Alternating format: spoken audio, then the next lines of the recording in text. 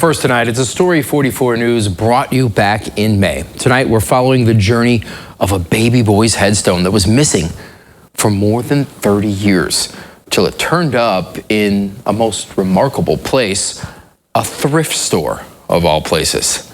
Well, today, that marker back where it belongs, and his family tells us they're just so grateful that they're now working to spread this satisfaction to other families who are facing similar situations. Our 44 News reporter Claire Dugan has that remarkable story. Now the story starts here when baby Harry's headstone was found in an antique mall.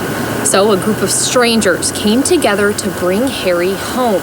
Now, a year later, the story continues with Harry's grandparents who lay right beside him. For 3 decades, the marker on Harry Allen's gravesite was nowhere to be found until a woman named Tracy Ruff discovered it sitting on the floor of an antique shop and made it her mission to put it back where it belonged. She came across Shane Coker, who specializes in restoring headstones, and together, they made it happen. In June, baby Harry's marker was cleaned and returned with a ceremony to welcome him home. The ceremony went great.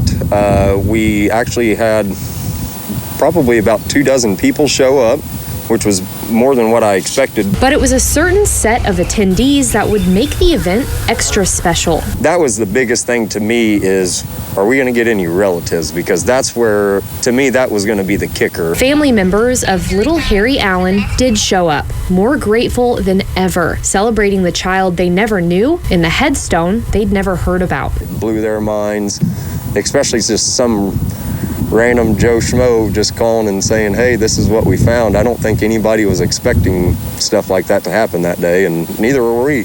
Little did Shane know Harry was buried in between his maternal grandparents. Their headstones cracked and barely legible. The relatives told me that day, he's just like, if you can get me some prices set up, we'll look into getting the grandparents since they're sitting down on the ground. Now, a year later, the family, Harry never knew, has paid to have his Grandpa William's stone reset.